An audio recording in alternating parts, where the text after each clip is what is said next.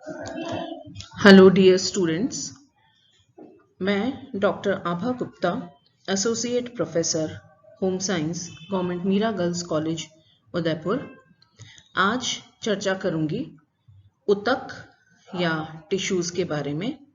आज हम इसका भाग 1 के बारे में चर्चा करेंगे, क्योंकि बहुत सारे तरीके के ऊतक हमारे शरीर में पाए जाते हैं और उन ऊतकों को अलग अलग कार्यों के अनुसार उनका वर्गीकरण किया गया है।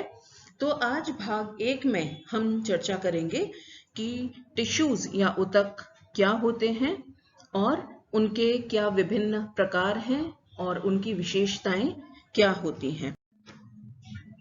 तो समान गुणों वाली, एक ही आकार की तथा एक ही कार्य करने वाली कोशिकाओं के समूह को ऊतक कहते हैं। जैसे कि हमने पहले कोशिका के बारे में भी चर्चा की है कि बहुत सी कोशिकाएं जो हैं वो मिलकर के हमारे शरीर का निर्माण करती हैं। तो शरीर की सूक्ष्मतम इकाई जो है वो कोशिका कहलाती है।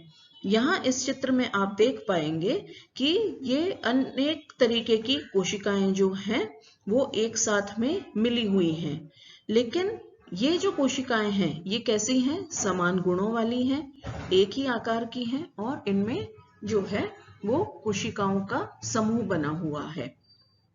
तो जब इस तरीके की कोशिकाएं एक साथ एकत्रित होती हैं और वो मिलकर के जब एक संरचना का निर्माण करती हैं तो उसे हम क्या कहते हैं? ऊतक।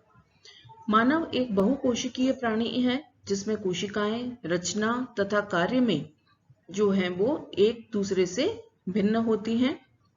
एक प्रकार की कोशिकाएं एक ही प्रकार के कार्य करती हैं और एक ही वर्ग के ऊतकों जैसे कि अस्थि, उपास्थि, पेशी आदि का निर्माण करती हैं। मतलब कहने का तात्पर्य यह है कि जैसे इसमें आप देख पा रहे हैं कि एक ही तरीके की ये कोशिकाएं हैं, यहाँ की कोशिकाएं जो हैं वो अलग तरीके की हैं। तो ये जो कोशिकाएं हैं वो अलग प्रकार के ऊतक का निर्माण करेंगी। इस तरीके की कोशिकाएं जो संरचना में अलग हैं, कार्य अलग हैं, वो अलग तरीके के ऊतकों का निर्माण करेंगी। तो संक्षेप में हम ये कह सकते हैं कि समान रचना तथा समान कार्यों वाली कोशिकाओं के समूह को ऊतक कहते हैं। प्रत्येक ऊतक का अपना विशिष्ट कार्य होता है। ऊतकों का निर्माण करते समय कोशिकाएं आपस में एक दूसरे से विशेष अंतराकोशिकी पदार्थ के द्वारा जुड़ी और संबंधित रहती हैं। बहुत से ऊतक मिलकर शरीर के अंगों जैसे आमाशय, गुर्दे, यकृत, मस्तिष्क आदि का निर्माण करते हैं। प्रत्येक अंग का भी अपना विशिष्ट कार्य होता है। इसी प्रकार जो है विभिन्न अंग आपस में मिलकर के किसी संस्थान का निर्माण करते हैं जो किसी विशेष कार्य को करता है, जैसे कि नाक है, स्वर यंत्र है, श्वास प्रणाली है, फेफड़े आदि मिलकर के श्वसन संस्थान या तंत्र का निर्माण करते हैं, जो कि शरीर और वायुमंडल के बीच ऑक्सीजन और कार्बन डाइऑक्साइड का आदान प्रदान करता है। तो इस तरीके से हम संक्षेप में ये कह सकते हैं कि शरीर की सूक्ष्मतम इकाई है कोशिका। कोशिका जब एक समूह में एकत्रित हो जाती है, काफी सारी कोशिकाएं जो मिलती हैं तो वो निर्माण करती हैं ऊतक का। ऊतक बहुत एक ही तरीके के ऊतक मिलकर के निर्माण करते हैं किसी अंग का, जैसे कि आमाशय है, गुर्दा है या फेफड़े हैं, इस तरीके के अंग का निर्माण करते हैं। और एक ही तरीके के कार्य करने वाले जो अंग हैं जब एक साथ में काम करते हैं तो वो मिलकर के तंत्र का निर्माण करते हैं। और इस प्रकार से कई तंत्र जैसे कि पाचन तंत्र है, श्वसन तंत्र है, उत्सर्जन तंत्र है, तो ये सारे तंत्र जो हैं वो मिलकर के निर्माण करते हैं शरीर का। ऊतक की परिभाषा करते हुए बतलाया गया है कि यह एक जैसी अनेक विशेषीकृत कोशिकाओं का समुच्चय होता है जो जटिल कार्य को संपादित करती हैं। ये कोशिकाएं समूहों अथवा स्तरों के रूप में पाई जाती हैं और विशिष्ट कार्यों का संपादन करती हैं। इन ऊतकों से विशेष प्रकार के कार्य जो हैं वो संपादित होते हैं, जैसे सुरक्षा का कार्य, जैसे कि त्वचा है, भोजन का पाचन, हमारी ग्रास नली से लेकर के आंतों तक जो है इस प्रकार का कार्य होता है। पेशियों का संकुचन होना, ये नर्वस टिश्यूज का काम है, आदि।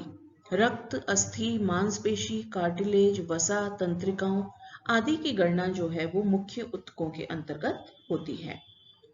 अब हम जानते हैं कि हमारा शरीर जो है मनुष्य वो बहुकोशिकीय जीव है। तो ऐसी अवस्था में कोशिकाएं विभिन्न कार्यों को करने के लिए अनुकूलित हो जाती हैं। एक ही ऊतक की सभी कोशिकाएं लगभग एक समान होती हैं। कुछ ऊतक विभिन्न प्रकार की कोशिकाओं से मिलकर के बने होते हैं, है ना।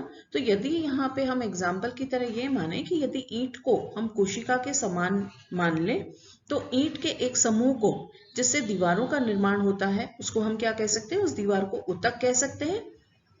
फिर दूसरा समूह जिससे कि दीवार के ऊपर के गुंबद का निर्माण होता है, तो वो क्या हो गया, दूसरे प्रकार के ऊतक हो गए।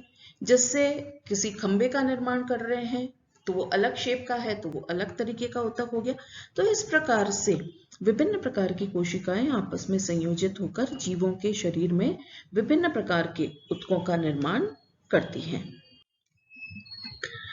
अब हम यहाँ पे चर्चा करेंगे मानव शरीर के निर्माण में कौन से प्रमुख प्रारंभिक ऊतक पाए जाते हैं।